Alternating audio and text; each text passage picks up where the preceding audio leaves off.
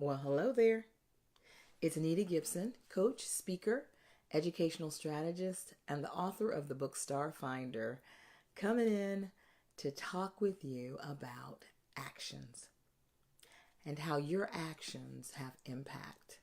And my question today is your actions. Where are they leading your child? What has your mind, your thoughts, told you can't do? You know, those things that we're fearful about, or it could be something that we get angry about, or it could be a limiting thought. Whatever it is, it's something that our mind, our thoughts have told us we can't do. Let me give you an example. When my children were younger, I was terrified of bugs. And I know you've probably seen people that are, have freaked out. A bee comes flying over, or, whatever the bug is, and they just go crazy. And everybody's laughing and it's hilarious. But I understand what it feels like to be afraid of bugs. And one bug in particular that really terrified me was grasshoppers, because they just hopped all over the place and you couldn't figure out where they were going to be next. And I just freaked out. And so we lived in a house that in the fall, the grasshoppers would kind of come in when the kids would leave the door open.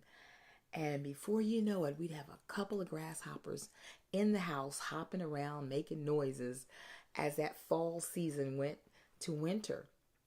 And one day a grasshopper surprised me. It jumped up out of a corner and I freaked out. I was hollering and screaming, and going crazy until I looked out the corner of my eye and I saw my oldest daughter doing exactly the same thing. Freaking out. And in that moment, I realized that my actions were leading my child. That my fear of these grasshoppers was having such impact that she was just as terrified as I was. And I had this light bulb go off in my head. And the light bulb said, the thought was, I can overcome this for her sake. Yes, I'm scared. I am terrified. But I don't want her to live like I've lived. So Lord, please help me to get this grasshopper out of our house. And in that moment, because grasshoppers are big, I didn't want to squish it. I was able to take my hands and cup it around the grasshopper, and it's pop, pop, pop, pop, pop in my hand. And I'm like, open the door. And she opened the door and I threw it outside. And I was like, did I do that? And it was amazing. For the sake of my daughter, even though my mind told me what I couldn't do, for her sake, I was able to do it. And that was a lesson for me to learn that how I navigate life, how I respond to situations has impact for my children. And so I can't walk around afraid of things, because they are going to end up potentially also being afraid. Good morning, Gwen. So I have one other incident that happened when I was about 13 years old. We lived in the Philippines. My dad was in the Air Force, and we were on our way back, like a 19-hour flight back from the Philippines heading to California, when somewhere along that ride, almost home, we hit what is called an air pocket. And an air pocket means that the plane just starts to fall. And Everybody on the plane, all these grown Air Force guys, well, maybe it felt like it, but I know I was freaking out. I'm just thinking we're going to die. And it just fell. Then finally it caught and everything stabilized and we finished our journey all the way home. But I never forgot that. I never forgot what it felt like to be in that plane and to have that free fall happen and have that feeling like we were going to die. I was 13 or 14, and for the next 40 years, I was terrified to fly. Sometimes I would go places if I had to, but I was a basket case the whole time. Just an absolute terror in the plane, trying to distract myself, praying all the way, just a basket case, going and coming back home. And so our daughter is a foreign service officer, and she was stationed in Vietnam. And she actually had been stationed a couple of other places and invited us to come and see her. And I always conveniently made an excuse for why I couldn't go.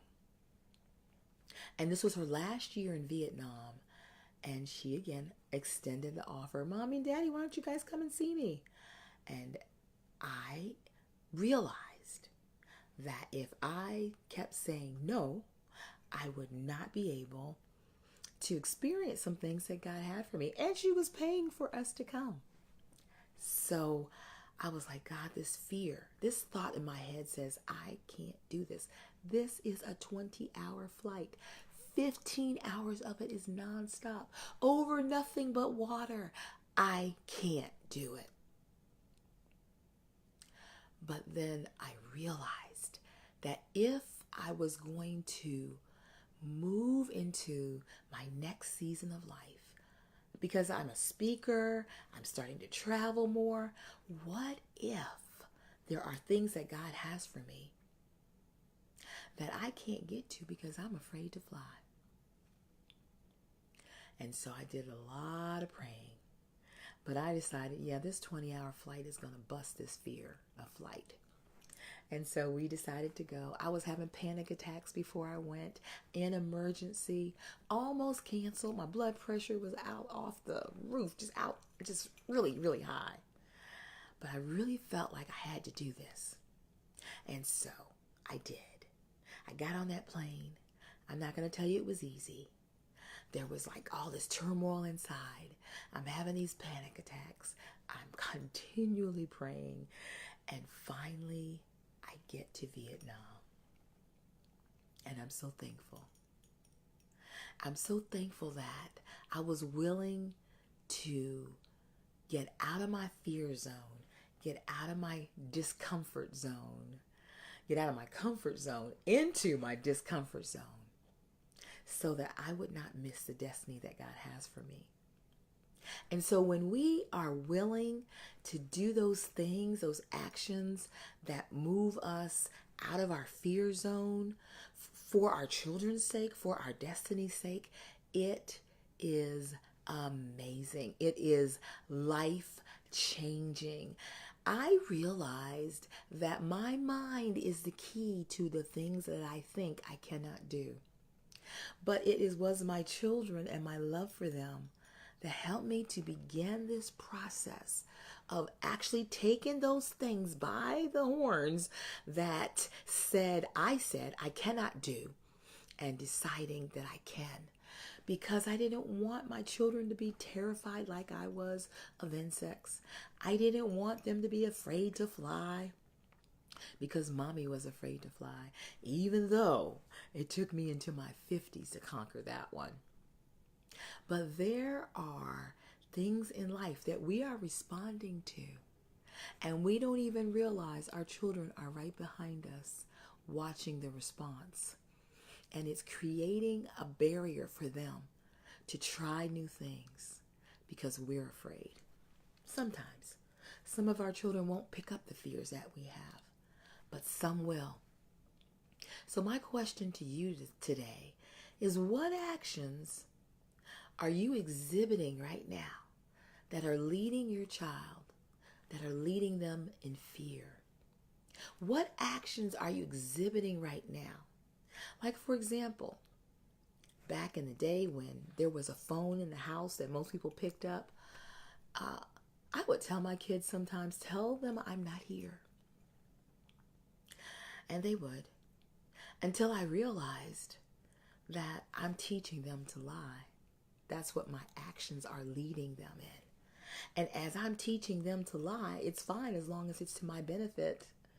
But what happens when I need them to tell me the truth?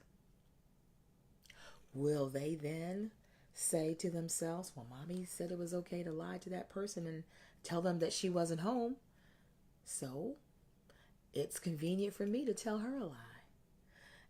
My actions were leading them. Or I was kind of bossy. So sometimes I talk to my husband in a very disrespectful manner, in a very rude manner, in a very unkind manner.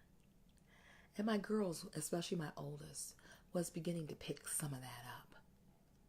And I had to go to her and apologize because I realized that my actions were leading her in a wrong direction. And that she might grow up and talk to her husband any old kind of way.